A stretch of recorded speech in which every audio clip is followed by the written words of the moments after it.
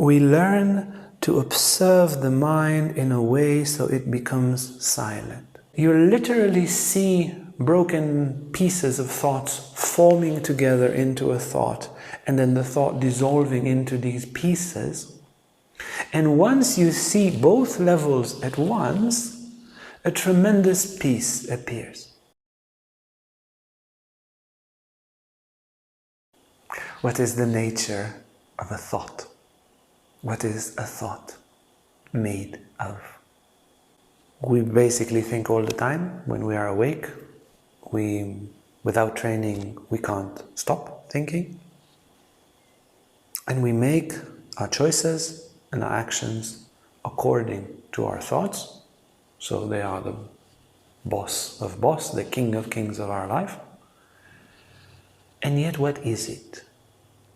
What is a thought made of? Where does it come from? Because before we think the thought, where is it?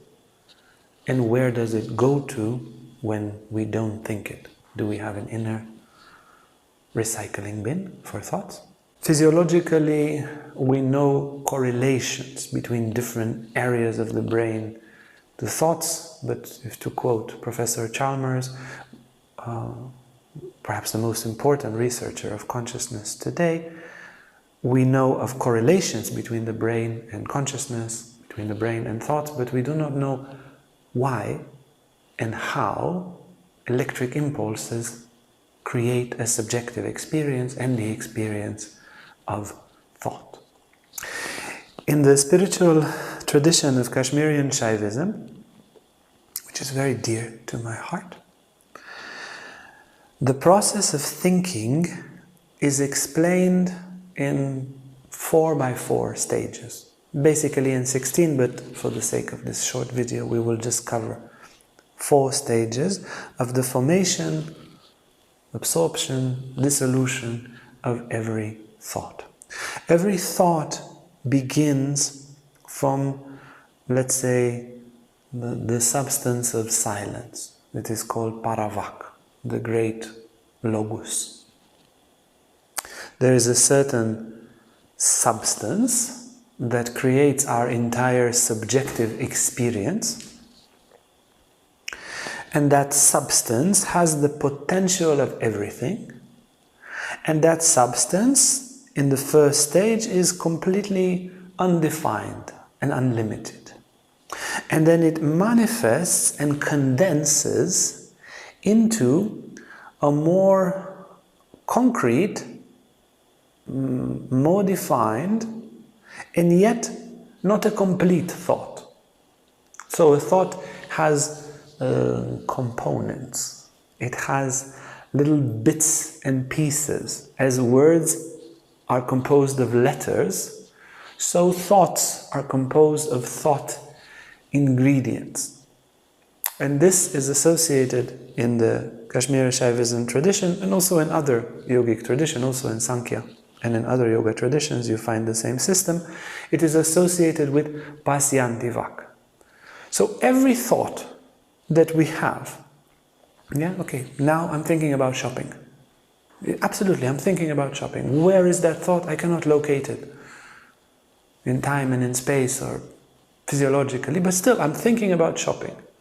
The thought about shopping begins in total silence, according to this Kashmir Shaivism system, according to this tantric system. It starts with silence, and then it has the components, the letters, the pieces that will make the future thought of shopping. Let's say the thought of a carrot.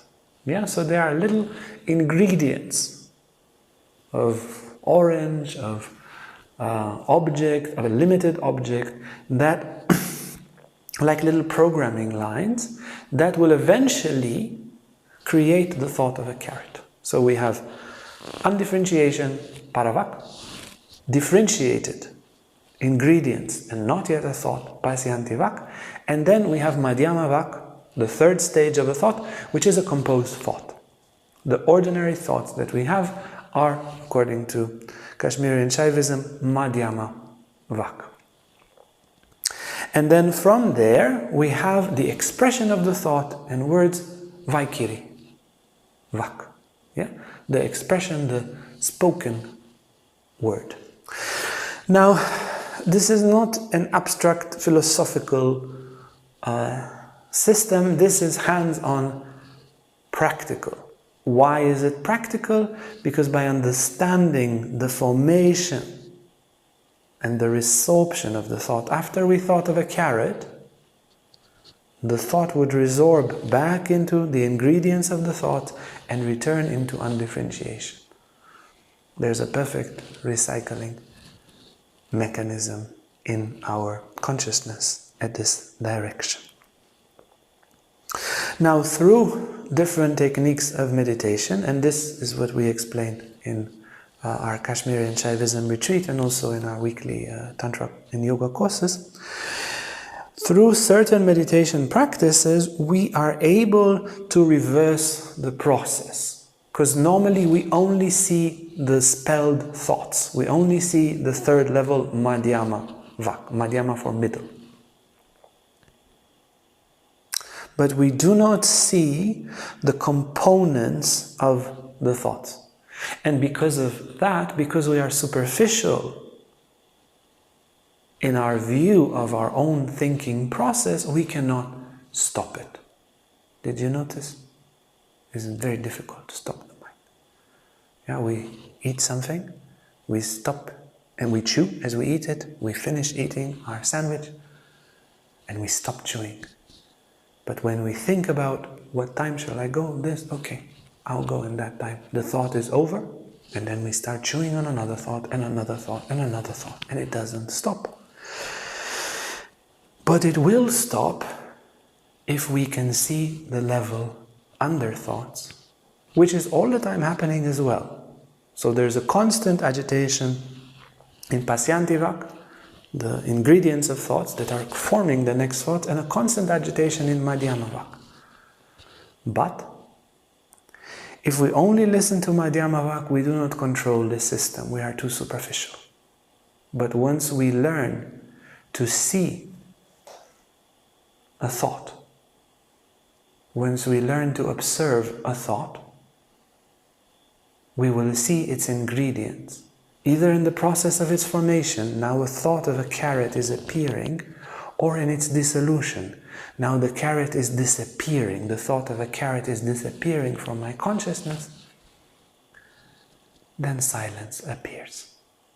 An extraordinary silence. I was 21, I was sitting in a cafe in India, in Pushkar, and I was reading a book of Krishnamurti. He was speaking to some big shot psychologist. There was a dialogue in the book. And Krishnamurti was telling the psychologist, what happens when you look attentively at the entire thinking process? And the psychologist said, the thinking process stops. And I remember I was all the time reading then about the stopping of the mind, the stopping of the mind. And it was one of the clearest moments that I had, because then I was so absorbed in the book, I also looked very attentively at the thinking process. And it stopped. And it was very impressive for me that this can stop it. By understanding these ingredients, and here we gave 4, which are there are actually 16 ingredients in the formation and dissolution of every thought, we learn to observe the mind in a way so it becomes silent. And as soon as we start to see not just the spelled thought, but also it's an experience that cannot really be expressed in our regular human language, but you literally see broken pieces of thoughts forming together into a thought, and then the thought dissolving into these pieces. And once you see both levels at once, a tremendous peace appears. And an instantaneous relief of all emotional turmoil. This is also how you know when you are there. A total silence. And this can be attained by the correct knowledge that can be verified within of the process of thinking. And all this we explain both in our Kashmir Shaivism course and in our Tantra and Yoga courses. If you like this video and want to learn more about Tantra, about Yoga, about psychology, emotional healing, lives of saints and the scriptures, then hit the bell, like, subscribe, and you'll never miss an upload. Thank you so much.